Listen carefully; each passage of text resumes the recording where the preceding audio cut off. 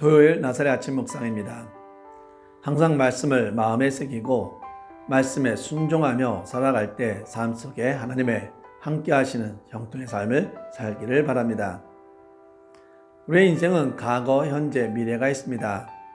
과거부터 미래까지 우리의 인생을 주관하고 인도하시며 승리있게 하시는 분은 누구라고 생각하십니까?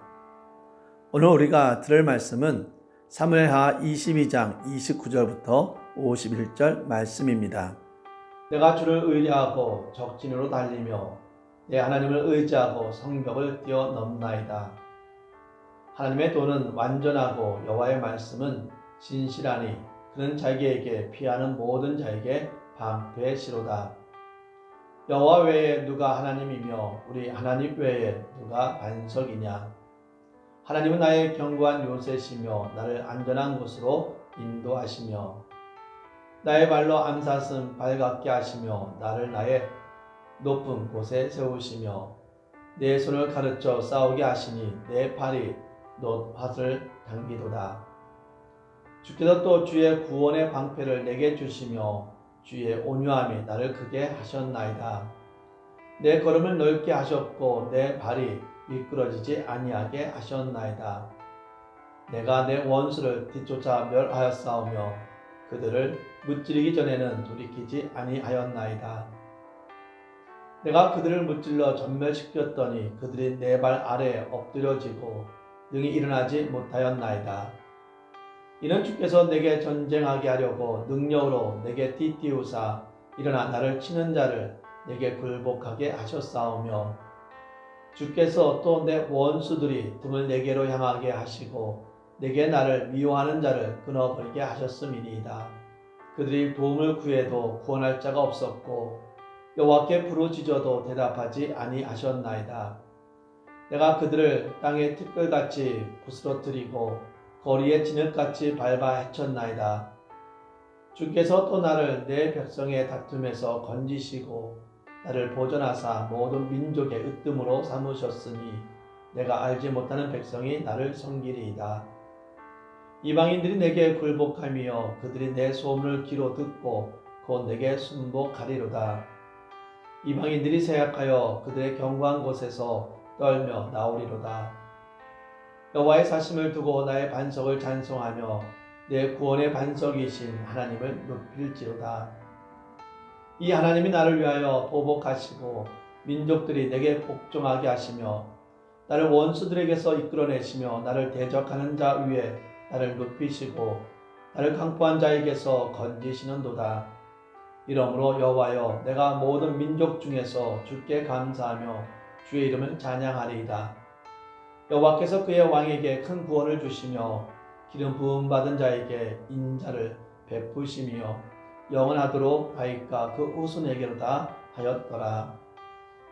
아멘. 다윗은 말씀 속에서 어려움과 고난 속에서 승리케 하신 하나님을 계속해서 찬양하며 하나님께 신앙적 고백을 하고 있습니다. 눈이 보이지 않는 어떤 분이 밤에 좁은 길을 걸을 때 한 손에는 지팡이, 다른 한 손에는 등불을 들고 다니는 것입니다. 이분을 볼 때마다 이상하게 여긴 한 사람이 눈이 보이지 않는데 등불을 가지고 다니는 이유에 대해 물어보았습니다. 이분이 대답하기를 껌껌해서 자기랑 부딪히는 것을 피하게끔 하기 위해 등불을 들고 다닌다고 말했습니다. 등불을 켜는 이유는 무엇입니까? 등불을 켜는 이유는 불을 켜서 어두움 속에서도 밝게 보일 수 있게 하기 위해서입니다. 다윗은 사울에게 쫓기는 삶을, 때로는 자기보다 강한 자를 상대로 전쟁을 해야 되는 삶을 어둠이라고 고백을 합니다. 다윗은 사울에게 쫓기는 삶을 살 때 사울을 죽일 수 있는 기회가 있었지만 그를 죽이지 않고 하나님의 뜻에 맡기는 모습을 보여주었습니다. 즉 다윗은 어둠 속에 있으면서도 어둠 속에서 머물지 않고 이것을 극복하고 더 나아가 하나님을 기쁘시게 하는 삶을 살았습니다. 왜냐하면 다윗은 어둠 속에서 하나님이 밝게 비춰주시는 등불을 봄으로 하나님만 의지하는 믿음을 가지고 어둠을 물리치고 승리할 수 있었기 때문입니다. 그래서 다윗은 하나님이 등불이시다라고 고백을 합니다. 어둠 속에 갇혀 있을 때 할 수 있는 것은 아무것도 없습니다. 빛이 있어야지만이 볼 수 있고 판단할 수 있고 할 수 있는 것입니다. 하나님께서 다윗에게 등불을 비춰주실 때 다윗은 하나님을 의지하여 적진에 뛰어들며 성벽을 넘어 승리할 수 있었습니다. 다윗은 등불 되시는 하나님을 전적으로 의지하여 승리하고 구원함을 얻었습니다. 사랑하는 나사렛 아침 묵상 성도 여러분, 우리는 지금 어디에 있는가 생각해 봅시다. 우리가 있는 곳이 하나님의 은혜의 자리라면, 우리가 하나님의 빛 가운데 있다면 하나님을 찬양하고 하나님께 감사하며 진실의 마음으로 순종하며 살아가기를 바랍니다. 지금 내가 있는 곳이 어둠이라면 빛을 비춰주시고 있는 하나님을 바라보기를 원합니다. 빛을 비춰주시는 하나님 앞으로 나아가 하나님만을 절대적으로 의지하는 신실한 삶을 살기를 바랍니다. 미국과 한국뿐만이 아니라 전 세계가 점점 지진이 많아지고 있습니다. 저는 캘리포니아 오클랜드에서 살 때, 그리고 오클라호마 로턴에서 살 때 지진을 경험을 했습니다. 저뿐만이 아니라 오클라호마 감독이었던 분도 캘리포니아와 오클라호마에서 지진을 경험했습니다. 그분과 대화를 하며 우리는 지진을 피해 캘리포니아에서 오클라호마로 왔는데 오클라호마에도 지진이 있다라며 이야기를 나누었습니다.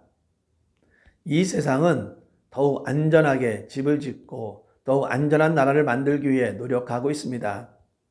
이러한 노력에 있음에도 불구하고 우리가 느끼는 것은 이 세상 어느 곳에도 안전한 곳은 없다는 것입니다.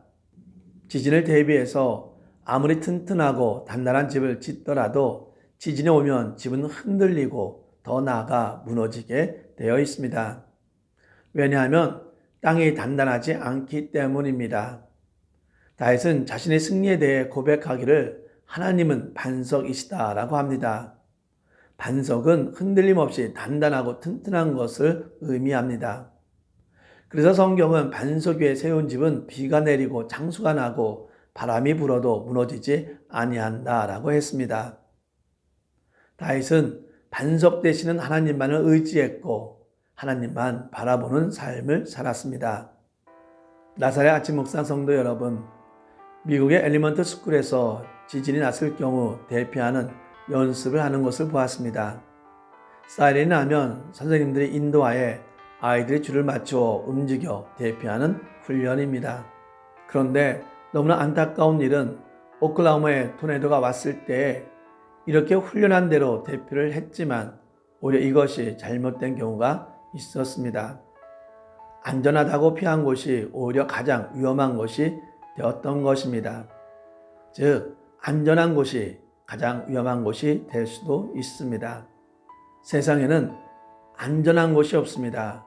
가장 안전한 곳은 바로 하나님이십니다. 왜냐하면 하나님이 우리의 피난처가 되시기 때문입니다. 다윗은 왜 하나님을 등불이라고 합니까? 왜냐하면 어둠 속에서도 소망과 희망을 줄 수 있는 분은 바로 하나님이시기 때문입니다. 다윗은 왜 하나님을 반석이라고 합니까? 가장 힘들고 어려울 때 흔들림 없이 붙잡아주고 안전하게 설 수 있게 하시기 때문입니다. 다윗은 하나님이 요새시다라고 고백을 합니다. 이 세상 어느 것도 안전하지 않지만 하나님만은 변함이 없고 신실하시기에 가장 안전한 곳은 하나님이십니다. 다윗의 고백이 우리의 고백이 되기를 바랍니다. 그래서 어둠 속에서도 등불 되시는 하나님을 바라보고 힘들고 어려움 속에서 반석과 요새 되시는 하나님을 전적으로 의지하여 믿음으로 나아가기를 바랍니다. 기도하겠습니다. 등불 되시고 반석이 되며 요새이신 하나님을 찬양하고 감사합니다. 우리가 힘들고 어려울 때 방황하기보다는 빛 되시고 반석이며 요새이신 하나님을 바라보고 하나님께 나아가는 자가 되게 하여 주시옵소서. 어렵고 힘든 가운데에서 믿음을 잃어버리기보다는 더욱더 강건한 믿음을 가지고 나아가는 자가 되게 하여 주시옵소서. 주님만 의지하고 바라보기를 원합니다. 예수님 이름으로 기도합니다. 아멘.